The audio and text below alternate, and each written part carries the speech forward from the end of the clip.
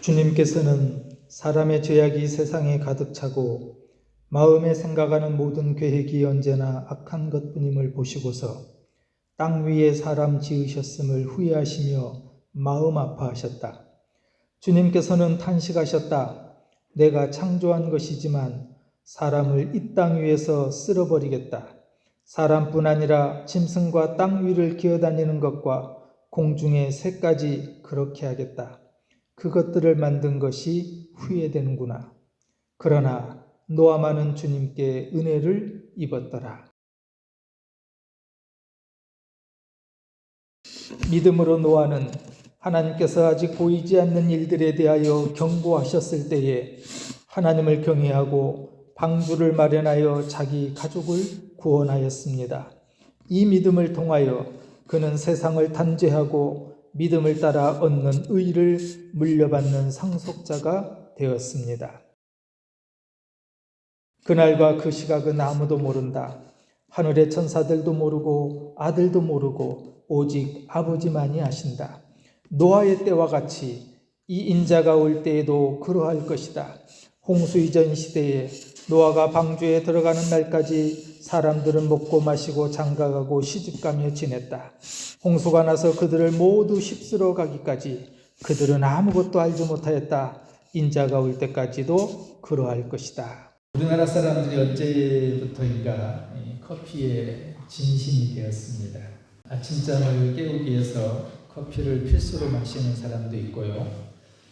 점심 먹고 나서는 무조건 식후 커피를 마시는, 그래야 소화도 잘 되고 또 기분도 좋다라고 해서 식사 후에 커피를 드시는 분도 점점 늘어나고 있습니다. 우리나라 사람들 평균 커피를 마시는 수가 하루에 약 2잔 정도 된다고 합니다. 여러분은 얼만큼 커피를 드시는지 모르는데요. 우리나라 사람 평균이 하루에 2잔이라 그래요. 작년 통계에 보니까 성인 1인당 1년 동안 커피를 몇 잔 마셨냐면은 405잔을 마셨답니다. 그 수치가 세계 2위에 해당합니다. 세계 평균이 160잔, 1년에 160잔을 마시는데 우리나라 사람들이 작년에 평균 405잔을 마셨으니 2배가 넘는 숫자죠. 근데 여러분 아시겠지만 이 커피의 기원이 기원전 9세기, 기원전 9세기면은 우리가 성경으로 놓고 보면은 북왕국 이스라엘과 남왕국 유다가 나눠지고 각각의 왕들이 통치하던 때 가장 악했던 왕이 누구였냐면 아합 왕인데요. 그 아합 왕이 있었던 시대가 바로 9세기경입니다.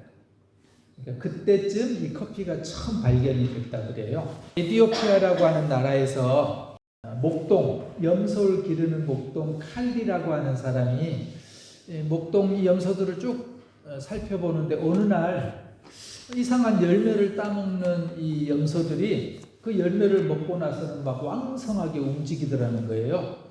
도대체 저 열매가 뭐길래 왜 저 열매를 먹으면은 저렇게 힘이 나고 또 왕성한 활동을 하는 것이지? 라고 궁금해해서 그 열매를 따다가 수도원의 수도사에게 가져갔다 그래요. 수도사가 그 열매를 잘 이렇게 볶고 또 이렇게 저렇게 해보다가 수도사가 그거를 차를 마셔봤대요. 그랬더니 커피가 교회와 연관이 되어 있는데요. 수도사가 차례하고 또 수도원을 섬기고 하면서 많이 피곤한데 그 차를 마시고 난 다음은 힘도 나고 밤에 철야를 하는데도 지치지 않고 좋더라는 거예요. 그렇게 해서 커피라고 하는 것이 탄생이 됩니다.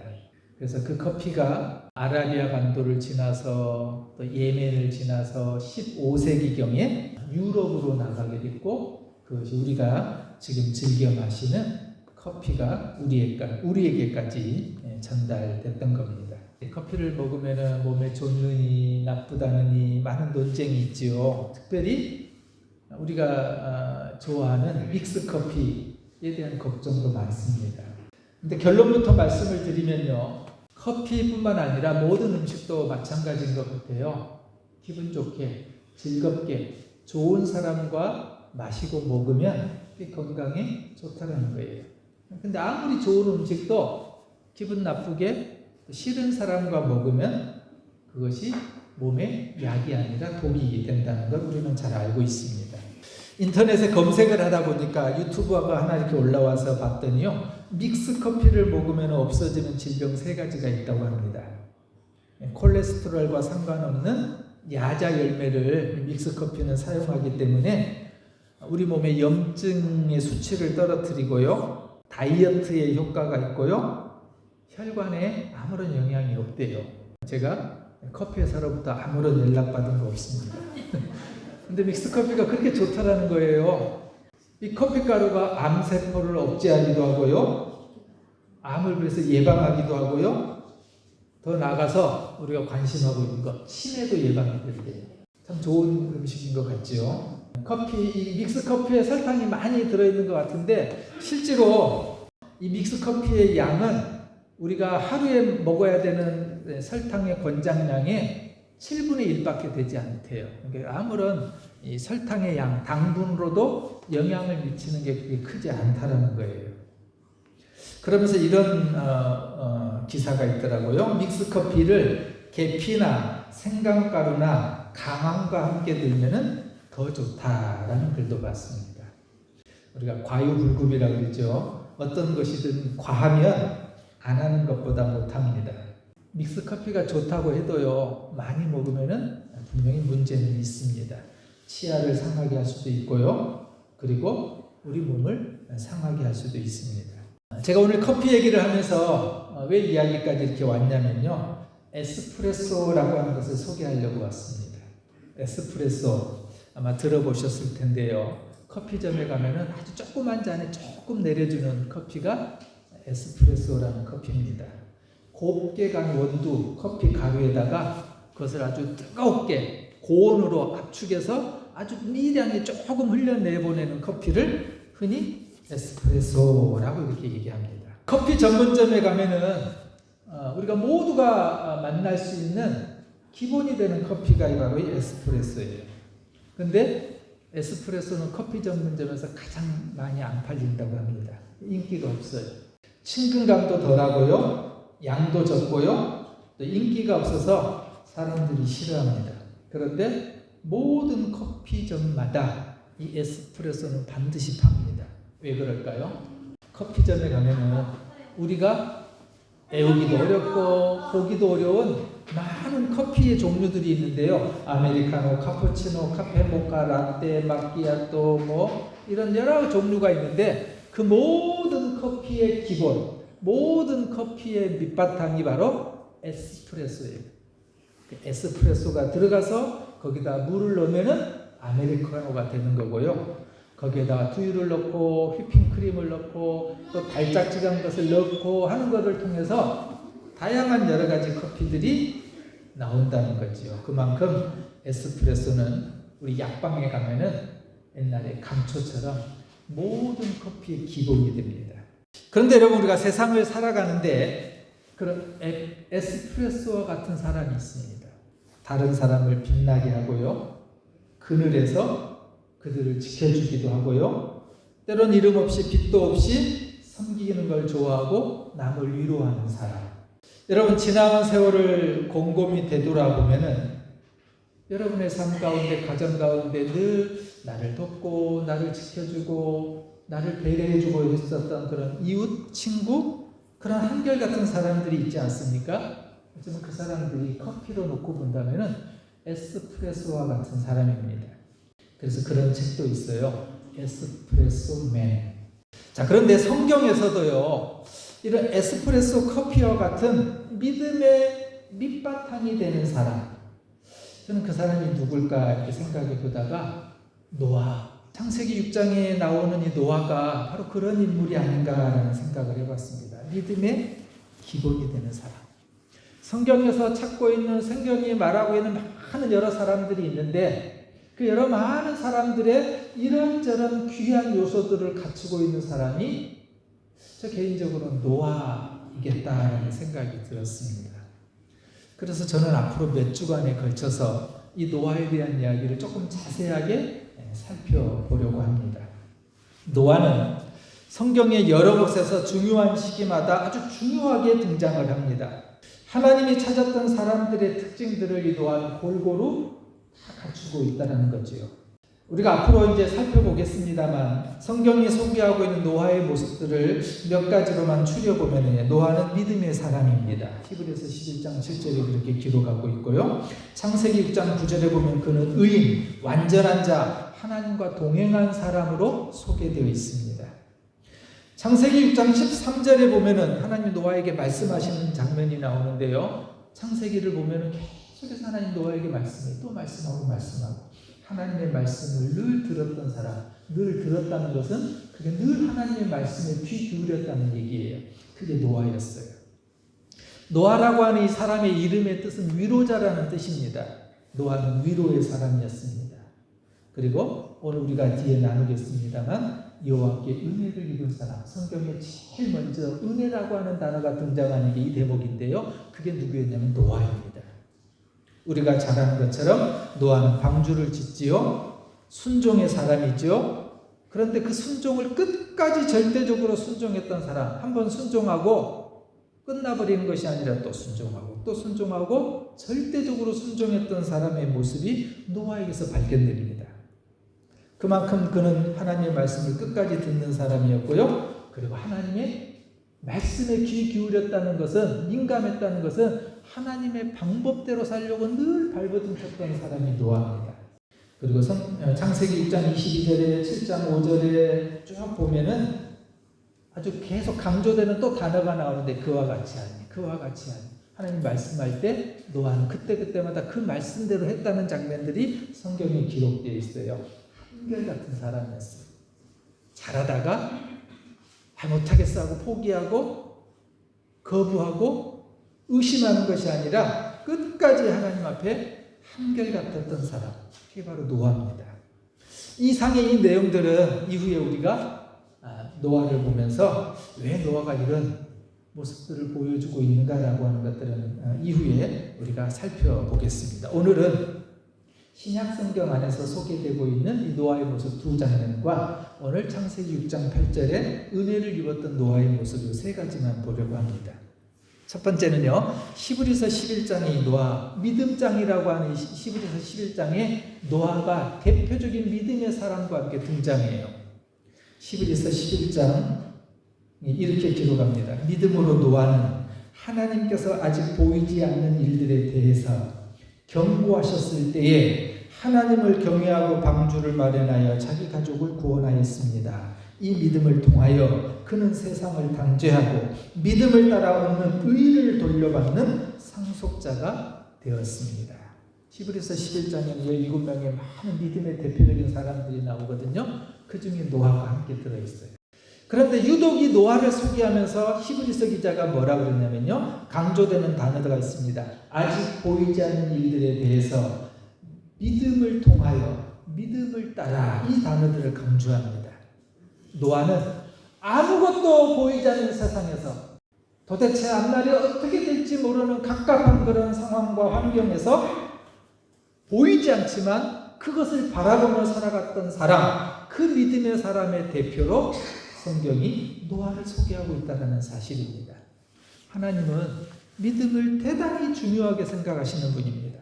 왜 그런지 아세요? 믿음대로 되기 때문이에요. 그래서 주님께서는 늘 강조하셨어요. 믿음대로 된다. 믿어라. 믿기만 하면 된다. 노아가 바로 그런 인물이에요.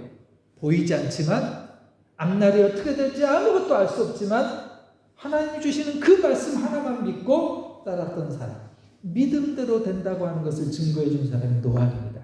믿음이 왜 중요하냐면, 하나님 왜 믿음을 강조하고 중요하게 여기셨냐면요, 우리가 잘 아는 것처럼 겨자씨만한, 우리 눈에 보기에도 정말 보일까 말까한 그 적은 겨자씨만한 믿음만 있어도 산을 바다로 옮길 수 있다고 말씀하셨거든요. 아주 적은 믿음이라 할지라도 그 믿음 가지고 기적을 만들어낼 수 있다는 거예요. 그만큼 믿음이 중요하다고 하는 것을 하나님은 강조하십니다.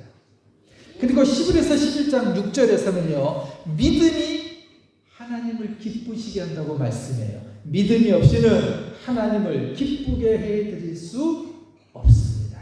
여러분, 우리가 하나님을 기쁘게 해드릴 수 있는 것, 성경은 그것이 믿음만이 하나님을 기쁘시게 할 수 있다라고 이렇게 말씀합니다. 그만큼 믿음이 중요해요. 그런데 그 믿음의 대표가 노아였다는 거죠. 이처럼 노아는 성경이 인정하는 대표적인 믿음의 사람입니다. 앞으로 우리가 노아를 살펴보면서 저와 여러분 가운데 노아와 같은 그 믿음이 우리 가운데도 있기를 소원합니다. 믿음은 들으면서 난다고 했죠. 믿음이 어떻게 생기냐면요, 들으면 난다는 거예요. 그래서 우리가 말씀을 읽어야 되고요, 말씀을 봐야 되고요, 말씀을 들어야 돼요. 그것이 결국은 우리 믿음의 근거가 되기 때문에 그렇습니다. 두 번째는요, 마태복음 24장에서 예수님이 십자가의 죽음이라고 하는 엄청난 중요한 장면을 앞에 두시고요, 세상 종말을 예언한 적이 있었어요. 그러면서 예수님은 그 마지막 때가 마치 노아의 시대와 같을 것이다 라고 이런 경고를 하신 적이 있습니다.